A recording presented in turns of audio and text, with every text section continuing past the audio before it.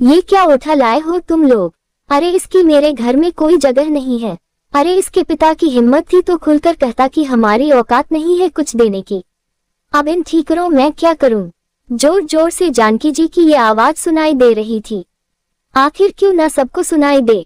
अब पूरे घर में अजीब सी खामोशी पसर चुकी थी। जो लोग सोए हुए थे वो लोग भी जाग चुके थे। इस खामोशी को देखकर कोई यकीन नहीं कर सकता था कि अभी कल तक इस घर में ढोल धमाके बज रहे थे। अरे कल तक भी छोड़ो, अभी आधे घंटे पहले तक भी तो ढोल धमाके जोरों शोरों से बज रहे थे।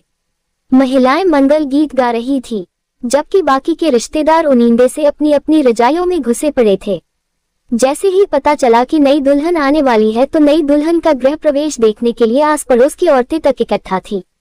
कल ही तो इकलौते बेटे सुदेश की शादी हुई थी। गांव की शादी थी, लड़की मानसी शहर से थी, इसलिए औरतें बारात में नहीं गई थी।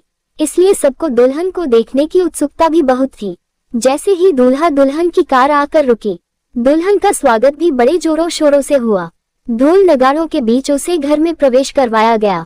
अभी लाकर उसे पूजा घर में बिठाया ही गया था कि पीछे पीछे बाकी लोग भी आ गए। जैसे ही ये खबर जानकी जी को मिली, वो दुल्हन को वहीं छोड़कर बाहर आ गई।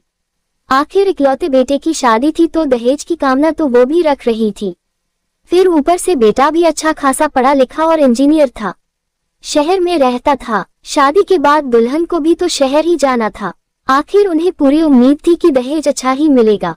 जब सुदेश के लिए लड़की देखने दिखाने की बातें चली तब भी सुदेश के पापा केशव जी को साफ कह दिया था कि उन्हें दहेज अच्छा चाहिए। वो जहां भी जाते जानकी जी उन्हें समझाकर ही भेजती थी कि पहले लेन देन की बात कर लेना। आखिर मेरे इकलौते बेटे से शादी हो रही है जो कि इंजीनियर है। आखिर जगह जगह लड़की देखी थी उन्होंने अपने बेटे के लिए, पर उनके बेटे को तो शहर में रहने वाली मानसी पसंद आई थी। दरअसल मानसी उसी के ऑफिस में काम करती थी, पर मानसी के परिवार की स्थिति ऐसी नहीं थी कि वो अच्छा खासा दहेज दे सके। उसने इस बारे में अपने पापा केशव जी से बात की। पहले तो केशव जी को भी लगा कि जानकी जी नहीं मानेगी, पर सुदेश ने जब मानसी से मिलने के लिए कहा तब केशव जी उससे मिलने सुदेश के ऑफिस ही आ गए। मानसी की सादगी को देखकर उन्हें वो पसंद आ गई। घर आकर जब उन्होंने मानसी के बारे में जानकी जी को बताया तो पहले तो वो मानी ही नहीं, पर जब उन्होंने बताया कि लड़की तो बड़े शहर में रहती है तो वो फिर राजी हो गई। उन्होंने तो ये तक नहीं पूछा कि वो दहेज दे सकते हैं या नहीं। आखिर गांव में कई लोगों के मन में ये बात भी तो रहती है कि शहर में रहने वाले लोग तो अमीर होते हैं। बस यही सोचकर उन्होंने हाँ कर दी। शादी से पहले वो मानसी से सिर्फ एक बार ही मिली थी। मिली क्या थी, बस दूर से ही देखा था, वो भी ऑफिस से बाहर निकलते हुए। केशव जी के साथ वो शहर में किसी काम से गई थी।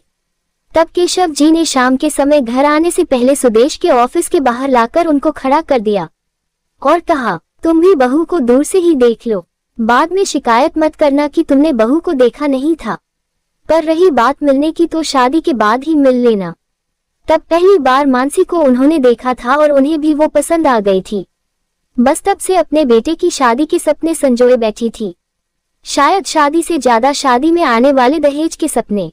खैर जैसे ही वो बाहर आई तो दहेज के नाम पर उतरते हुए सामान को देखकर हैरान रह गई। दहेज के नाम पर दुल्हन के कपड़े लत्ते, उसका जरूरी सामान, घर के लोगों के लिए तोहफे, साड़ियां, शगुन और कुछ बर्तन और कलश। उन्होंने उसी समय अपने पति केशव जी से पूछा, अरे सुनो जी, बाकी का सामान कितनी देर में आएगा? केशव जी ने उन्हें समझाते हुए कहा, अरे अब कोई सामान नहीं आने वाला, हमारी बहू ही हमारा दहेज है, अब जो है सब यही है, इसे ही अपने सिर माथे पर लगाओ। अगले ने अपनी बेटी दे दी, अब और क्या चाहिए? उनकी बात सुनकर जानकी जी गुस्से से भर गई। उसके बाद तो जो उनके मुंह में आ रहा था उन्होंने वो बोलना शुरू किया। इस बात का लिहाज तक नहीं किया कि इतने रिश्तेदार घर पर मौजूद है, वो लोग क्या सोचेंगे, अरे नई दुल्हन क्या सोचेगी। मैंने आप लोगों को पहले ही कह दिया था कि मुझे मेरे बेटे की शादी में अच्छा खासा दहेज चाहिए, पर फिर भी आप लोगों ने मुझे धोखे में रखा। अरे एक बार बताते तो सही कि उन लोगों की औकात नहीं है दहेज देने की, मैं उनके घर में रिश्ता ही नहीं जोड़ती। उनकी बात सुनकर केशव जी ने समझाते हुए बोले, अरे चुप कर भाग्यवान, कम से कम मौका तो देख कि तू कहाँ बोल रही है, क्यों बेवजह तमाशा कर रही है? मैं तमाशा कर रही हूँ? अरे तमाशा तो तुम्हारे समधियों ने किया है हमारे साथ, ये ठिकरे देकर भेज दिया अपनी बेटी को। उठाओ इन्हें और वापस पटक कर आओ उनके घर पर, साथ में ले जाओ उनकी प्यारी बेटी भी। नहीं चाहिए मुझे ये इस घर में। अरे शहर में रहने वाले मेरे इंजीनियर बेटे के लिए एक से एक रिश्ते बैठे हुए हैं, जो आज बोलूं तो मुंह मांगी कीमत देने को तैयार है। ये बातें अंदर बैठी मानसी के कानों तक पहुंच रही थी, पर क्योंकि ससुर की सासू मां को चुप कराने की कोशिश कर रहे थे इसलिए वो कुछ नहीं बोल पाई। तभी अचानक सुदेश की आवाज आई, बस करो माँ, आपने मुझे क्या बेचने के लिए पैदा किया था, जो अच्छे खासे माहौल को खराब कर दिया। वाह बेटा, इसी दिन को देखने के लिए तो तुझे मैंने पैदा किया था। शादी क्या हुई इतनी बड़ी बात बोलने लग गया, तुझे पढ़ा लिखा करके इतना लायक बनाया है मैंने, क्या उसकी कीमत भी ना वसूलूं मैं? जानकी जी ने कहा, तो उस हिसाब से तो तुम भी दहेज दो माँ, क्योंकि अगर मैं इंजीनियर हूँ तो तुम्हारी बहू भी इंजीनियर है, हम दोनों एक ही ऑफिस में काम करते हैं, मैं जितना कमाता हूँ उतना वो भी कमाती है, उस हिसाब से तो उसकी कीमत भी मेरे बराबर ही है। सुदेश समझाते हुए बोला, पर जानकी जी तो कुछ समझने का नाम ही नहीं ले रही थी। बेटा जो रिवाज होने थे वो हो गए, बहू घर आ चुकी है, मेरी बात मान, तू आज ही बहू को लेकर शहर रवाना हो जा, अभी इसके सिर पर दहेज का भूत सवार है, ये अभी किसी की नहीं सुनने वाली। अचानक केशव जी ने कहा। उनकी बात सुनकर भी जानकी जी पर कोई असर नहीं हुआ, वो तो अभी भी चिल्लाए जा रही थी। रिश्तेदारों में से भी किसी में इतनी हिम्मत नहीं थी कि उनको चुप कर सके। ये देखकर आखिर 2 घंटे बाद सुदेश मानसी को लेकर पहले अपने कुलदेवी के मंदिर गया और वहां से सीधा शहर रवाना हो ही गया।